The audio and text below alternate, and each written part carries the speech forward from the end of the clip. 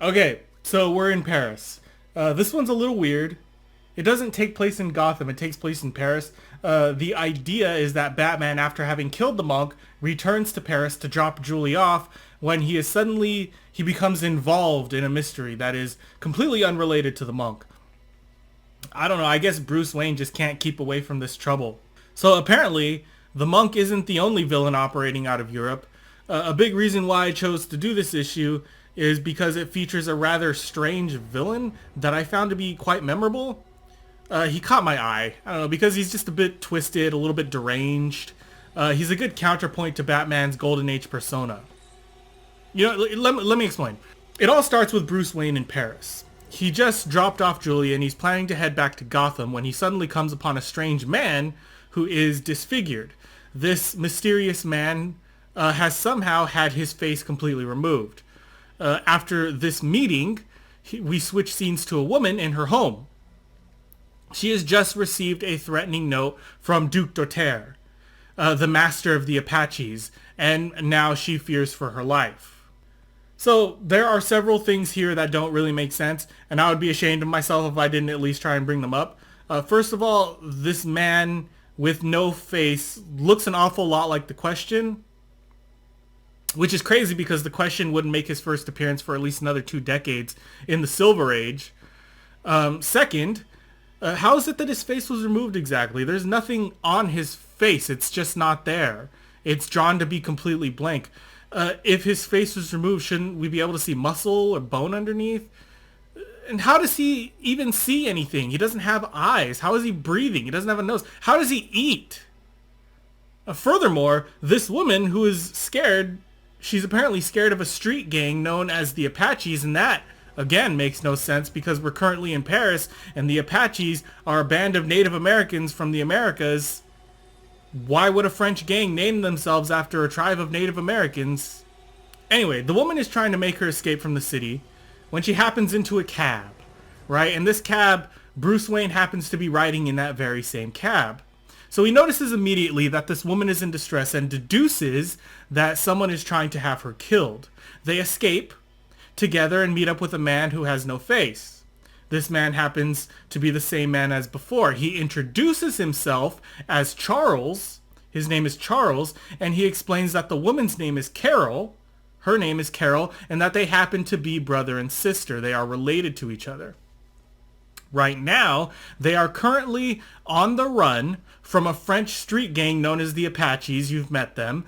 Because the Apache leader, a man named Duke Doter, I could be pronouncing that wrong, by the way. I have no idea. Nobody else has any idea either. According to Google, it's not really a real French name. But Duke Doter once kidnapped Charles and burned his face off with, get this, he burned his face off with a heat ray. So again, as I said, the story doesn't make sense. There's so much here that puzzles me. First of all, his face was burned off. So why doesn't he have any burn tissue? Again, why is this French gang calling themselves the Apaches? Do they not know that the name was already taken? And where on earth did Duke Doter get a heat ray? Where did he find a heat ray? And why did he want to use it on Charles? None of this is explained. You're just supposed to take it and run with it.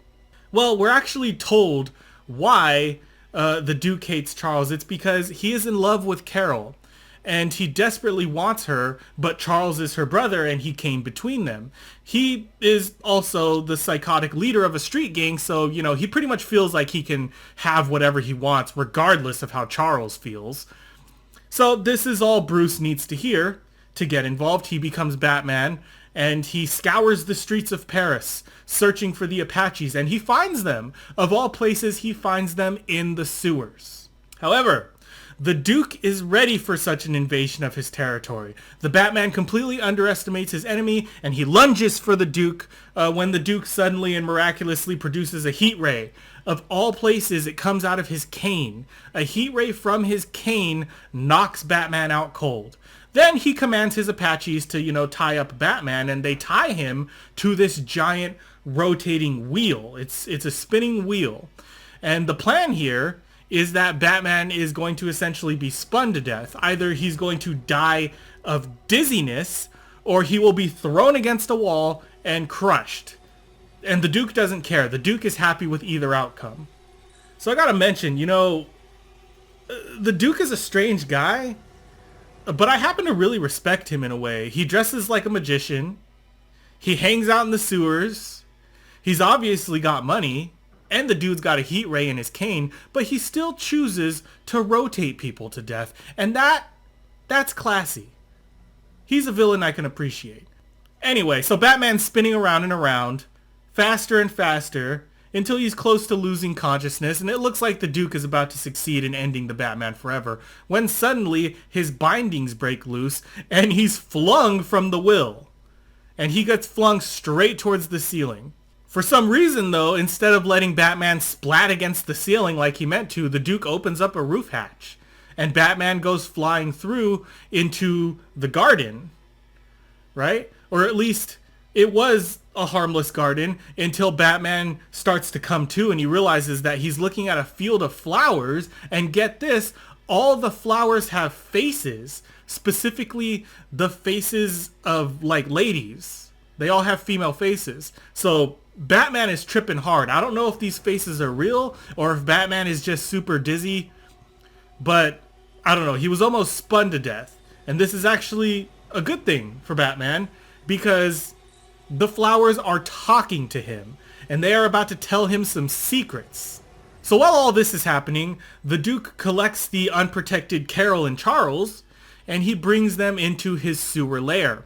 Then the flowers start whispering into Batman's ears. They show him a way to escape the garden. So he emerges back onto the wheel, except now he sees that Charles is being spun to death. Batman uses his trusty silk rope to halt the wheel and save Charles, who, I mean, honestly, the guy suffered enough with a face like that. So then Charles explains that the Duke has already escaped and that he has taken Carol hostage, and it really doesn't matter, however, because no escape vehicle in the whole world will ever be faster than Batman's Bat Gyro. So he takes to the skies to stalk his prey.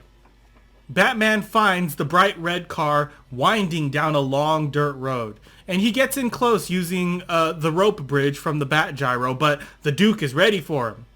Another blow from the ray gun stuns Batman, but it's already too late. Carol kicks the Duke with a mighty force, and he loses control of the car. Batman grabs the cane, and he tosses it away, rendering it completely useless. His last line of defense. So now there's nothing stopping Batman from just taking his revenge. He grabs Carol, and he makes a leap for the Bat Gyro. Duke, not realizing where he's going, accidentally drives off a cliff and falls to his death. Presumably, we don't ever see him again for the rest of Batman history. I'd just like to think that he's dead. Anyway, all's well that ends well. Charles and Carol are reunited, and Batman says au revoir to Paris because he didn't really have a very good time there. And then in the next issue, he goes back to Gotham. For real this time. Actually, this might be a good time to mention that these issues don't technically take place in Gotham. I presume to call it Gotham City because it's obviously where Bruce Wayne was born. And in the common history of Batman, that's where he trained and fought crime and everything. But did you know that in the Golden Age Batman stories, he actually fights crime in New York? It's New York City. It's weird, right? And there are like a few points where they specifically say it's New York. They mention Manhattan by name. The first time that the city was actually ever referred to as Gotham City didn't happen until the Batman Comics number 4, which isn't too far off from where we are now. And I'll definitely point that out when it comes up. Anyway, what did you guys think of the Duke?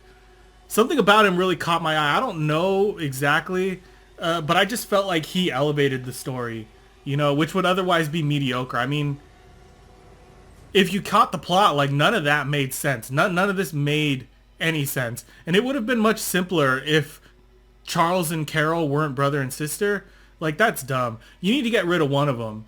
Either the Duke is going after Charles because he hates him, or he's going after Carol because he's in love. Making them brother and sister just convoluted the story, In fact, why even have Charles at all? They should have just got rid of him, because a man without a face is a novel idea and it should be explored, but you just give Charles his own issue. That would be cool.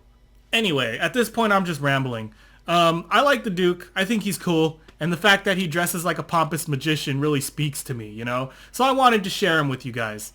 Next up, Batman faces off against Napoleon Bonaparte and his dirigible of doom, which is intense. You guys aren't going to want to miss that shit. So if you liked reading this comic with me and you want to read more, why not like this video and subscribe to my channel?